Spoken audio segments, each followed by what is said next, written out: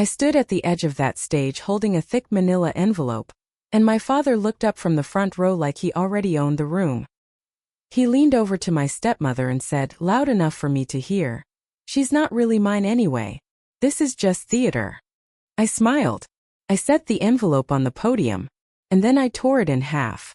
If you've ever been made to feel invisible by the people who were supposed to see you most clearly, stay with me until the very end of this story. I want to know you're out there. Drop the name of your city in the comments right now. I want to see how far this has traveled. Because what happened next changed the trajectory of my entire life, and I think it might say something about yours too. My name is Mara. I was 31 years old, sitting on the wrong side of a conference table at a real estate development firm my father had built from nothing, and that I had quietly helped keep from falling apart for 6 years.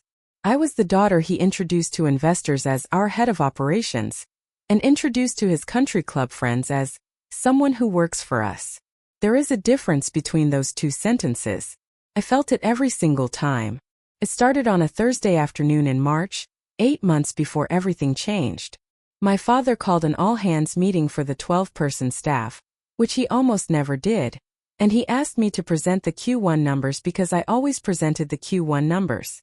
I had spent 11 days building that report. I knew every line of it like my own name. I walked to the front of the conference room, and I noticed my stepmother Diana was there, sitting in the corner with her coffee, which was unusual.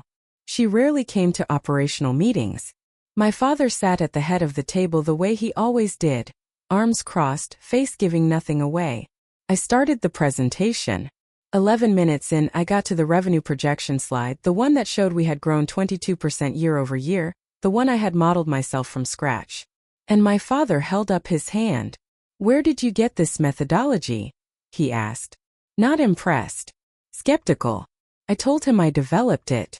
That I'd based it on the same model I'd used the previous 2 years, updated for the new acquisitions. He looked at Diana. Not at me. At Diana. And he made a small sound that wasn't quite a laugh. "We should probably have someone verify this," he said. "Someone with the actual credentials." The room went quiet. Marcus, who handled our contracts and who I had trained personally, looked down at his notepad. He said nothing. Everyone said nothing. "I have a finance degree from Northwestern," I said. Very quietly. My father shrugged. "Diana's son-in-law is a CPA. He'll take a look." I sat back down.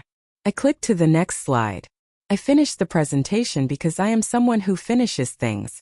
But when I got to the parking lot that evening and sat in my car, I said out loud to no one, "That was the last time." That's when I made a decision that would change everything. You need to understand how I got there. Not for sympathy, I'm past needing that, but because the architecture of how these situations build matters. You don't fall into them all at once. You walk in one small acceptable compromise at a time.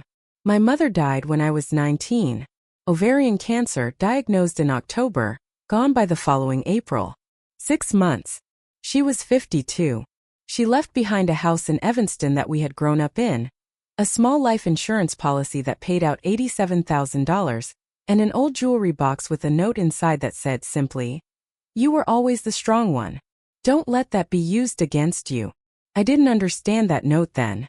I do now. My father remarried 2 years later. Diana was pleasant in the way that some people are pleasant, careful, surface level, never unkind enough to complain about but never warm enough to feel safe around. She had 2 adult children from her first marriage, and they were folded into my father's world with an ease that I kept telling myself I wasn't jealous of. I joined the company at 24 because my father asked me to. He framed it as an opportunity. Looking back, it was more accurate to call it a need.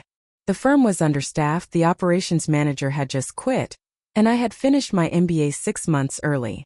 It made sense on paper. I told myself it was temporary.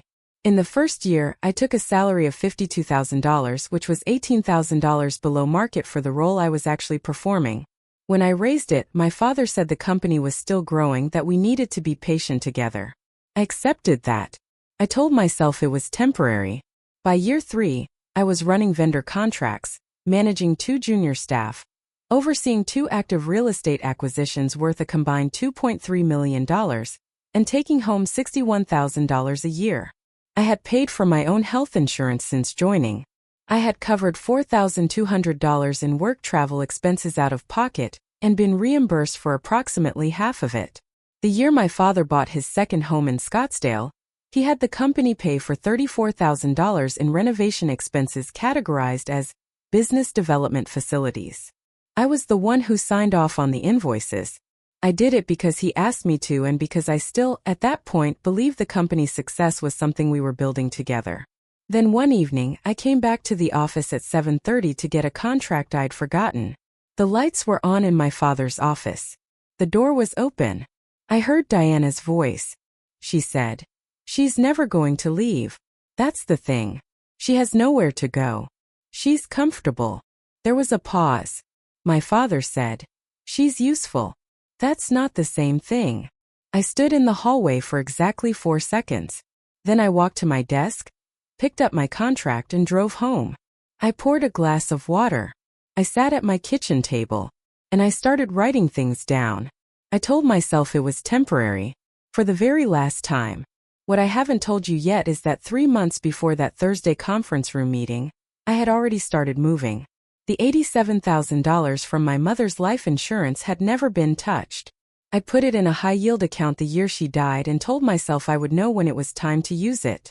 While my father was planning a resort-style staff retreat he'd asked me to organize at a cost of $28,000, I was sitting across from a woman named Priya, an employment attorney who specialized in closely held family businesses.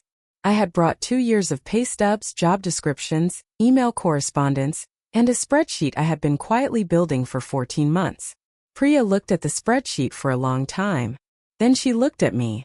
"You know you've been misclassified," she said. "You're not a family helper. You're a senior operations executive." The back wages claim alone, she estimated, could be worth between $140,000 and $190,000 depending on how we approached it.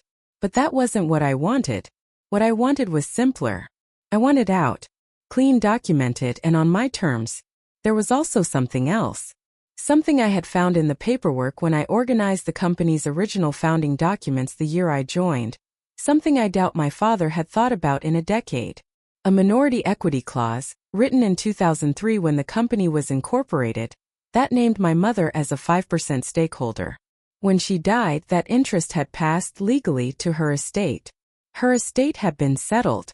Her sole beneficiary was me. I own 5% of a company now valued at approximately $4 million. I had never mentioned it. Neither had he.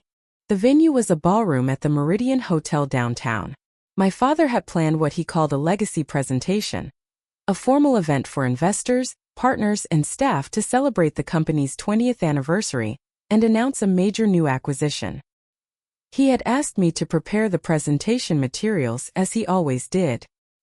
He had also, for the first time, arranged for his stepson-in-law to present alongside me, a man who had joined the company 4 months ago, a man whose business card already read, Director of Strategic Development. I prepared 2 sets of materials. He only knew about one of them.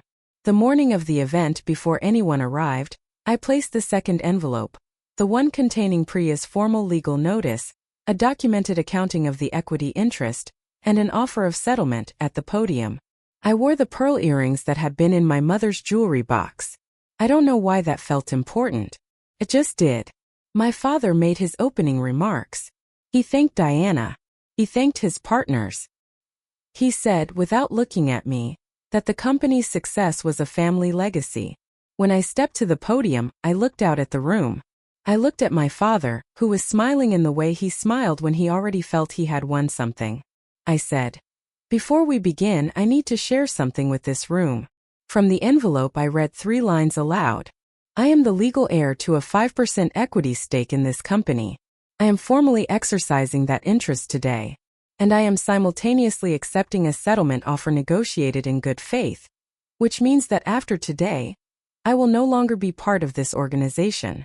Then I said, "I wish this company everything it has earned." I set the torn envelope on the podium. I picked up my bag, and I walked out the side door into the cold March air.